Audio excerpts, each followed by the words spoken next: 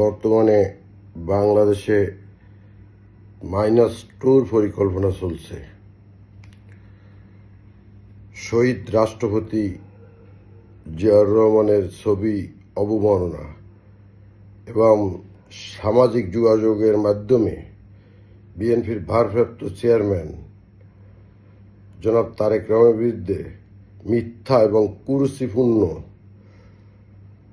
বক্তব্যের বহিঃপ্রকাশী -2 ফর্মুলা বোঝা যায়।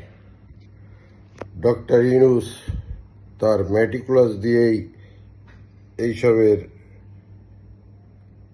পরিকল্পনায় যাচ্ছেন। আপনারা সতর্ক হন। বিএনপি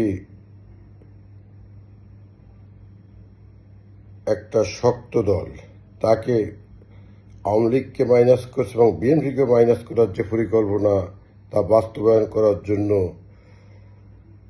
কিছু দল কাজ করে যাচ্ছে। অথচ দেখেন, সোহাগ হত্যা করেছে ঠিক আছে, এখানে সাথে সাথে তারেক রহমান তাদের বহিষ্কার করে দিচ্ছে। খুলনায় যুবদলের নেতাকে হত্যা করে তার রক কেটে মৃত্যু নিশ্চিত হয়েছে কিনা এটাই করছে, কিন্তু তার কোনো ভাইরাল ছবি সামাজিক যোগাযোগ মাধ্যমে ছড়ায়নি। রক কাটে কারা, এটা তো আপনারা সবাই ভালো করে জানেন। তাই বাংলাদেশের সাধারণ জনগণ এবং বিএনপির নেতাকর্মী সবাই সজাগ থাকতে হবে। বাকি আল্লাহর ইচ্ছা।